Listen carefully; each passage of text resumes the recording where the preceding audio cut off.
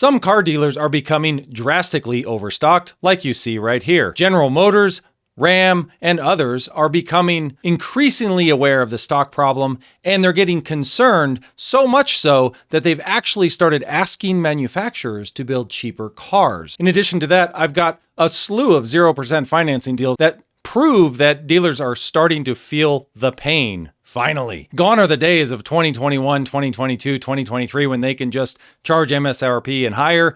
This is fantastic for buyers, and I think very shortly we're going to see even lower prices than what we're seeing now. And we'll also talk about how this is just sort of getting back to normal, right? This is what it used to be like pre-2020. This comes in from Automotive News. In our opinion, automakers finally heeding dealers' pleas for affordable options. If you weren't aware, NADA had a show in New Orleans recently, and they said if there's one thing dealers should be excited about, it's that automakers seem to be listening and starting to act when it comes to addressing new vehicle affordability. Several brands, including Ford, Chevrolet, Mini, Honda, announced plans in and around the show to address pricing, making it at least marginally easier for those who want to buy new. They say what we all know, that the rapid rise of new vehicles pricing during and after the pandemic has sidelined millions of potential buyers, leaving them frustrated and angry. As you can see in the YouTube comments and everywhere else, people are just tired of these prices. What's crazy is we kind of all hate on dealerships, but they say in many ways, dealers have led the charge to convince their automaker partners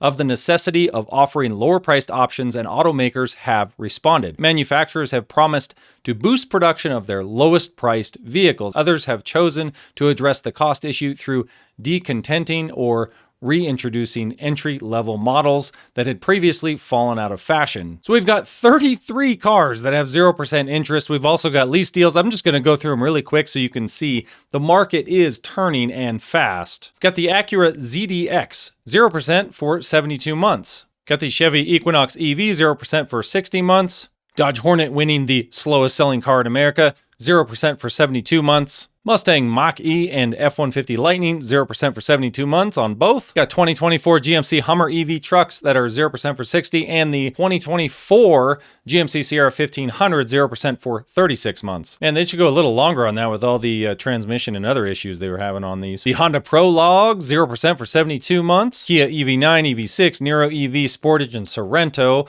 72 months, 60 months, and 48 months respectively. 0% for 36 months on the Grand Cherokee, Wrangler, Compass, Gladiator, Wagoneer, and then they got the plug-in hybrids 0 for 72, the Jeep Grand Cherokee and 4xe Wrangler. Mitsubishi Outlander and Eclipse Cross, 60 months and 48 months. Nissan Ariya, Nissan Titan, Rogue, Pathfinder, Ariya 72 months, Titan and Rogue are 60 months, 36 months on the Pathfinder. 72 months on the Solterra Subaru EV, Subaru WRX, 48 months. Toyota has struggled to sell the worst named car ever, the BZ4X, 0% for 72 months on that one. And the Tiguan, 0% for 60, and the ID4, 72 months. So you'll notice tons of 2024s left over, and where you can get deals is going to be very specific. I think you could just look at this graph and immediately translate where the deals are.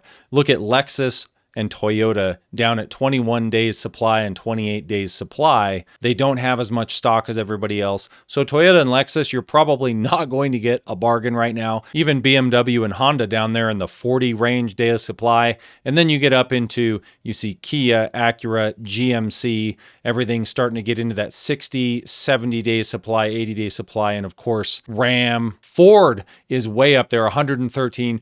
When I go around to my Ford lots, I see F-150s and Lightnings and all sorts of trucks everywhere, Broncos everywhere, and you're starting to see a little bit better deals on them. But for how big of supply they have, man, you would think that we'd see even better deals right now, which is why I think better deals are still to come. So if you look at most recent year car sales, some of the best months or the slowest months for dealers are going to be the, December, January, February, March, and then it'll start to pick up because of tax returns in April, May, and then we're going to see another decline June, July, August. People are into sports.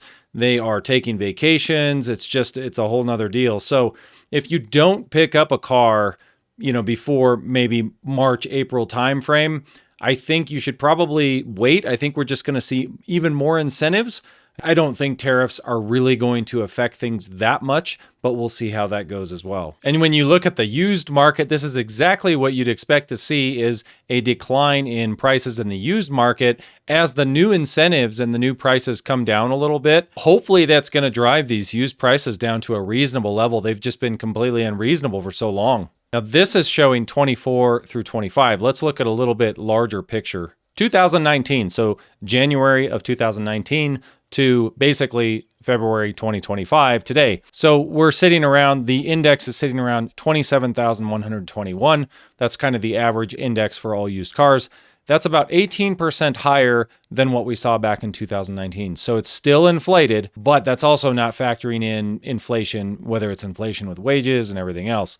So the lowest point we saw was back in 2020, in May and beyond in 2020, 21,622. So it was still considerably lower, but I just don't think we're going to get back to that soon with used vehicles unless the new vehicles keep putting pressure on them. So if we keep seeing incentives, if Toyota would have more incentives, I think that would start to push the Toyotas on the used market back down. But currently, the used market is kind of a mixed bag. You still see old trucks selling for, gosh, 10,000 less than they were sticker price 10 years ago. So it really is going to be vehicle dependent here. So there are deals to be had out there. You do have to hunt around. Some brands have no deals, like Toyota really doesn't have a lot of great deals going on. They have some Tacoma deals and some Tundra deals, but they're pretty stingy right now. Then you look at something like Volkswagen or other brands are offering quite a bit better deals. I just got an Atlas under invoice price, and you get this $3,500 customer bonus cash where you can get 1.9% for 60 months. So a lot of other brands are starting to have better financing, better options. It's starting to feel a lot more like kind of the 2019 era with negotiations, at least with some brands. Now, we're not there with Toyota and Honda, and we'll see how that goes. And circling all the way back to this article from Automotive News, it's a good sign because dealers have a lot better pulse on what's going on in the market. They hear everything from these customers. They see people coming in and saying, yeah, not going to buy it. I'm not going to buy an $80,000 truck. So they know that there is a massive amount of market that they're missing out on. This is hopefully going to breed better prices and better maybe trim options at the lower to mid-range instead of just jumping from, a $40,000 truck right up to a $60,000 truck for a mid-range. Maybe we'll see something there at the lower end or in the middle. It really depends on how automakers respond.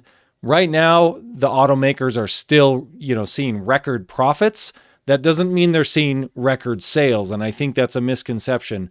They're not necessarily selling more vehicles than they did back in the late, 2015 to 2017 range. Let's hope that this happens for all of us and everything gets back to what we consider normal, which would be lots full of cars. That used to be normal. Do you guys remember back in 2015, 16, 17? I remember buying a 2017 Tundra, brand new, and that car out the door was $36,000. Of course, that truck now with 100,000 miles on it still costs around $25,000. So that's bonkers. What do you guys think is going to happen in the car market? Is it Chicken Little, the sky is falling, or are we going to see just sort of this back to normal? Let me know what you think in the comments. Till next time, thanks for watching.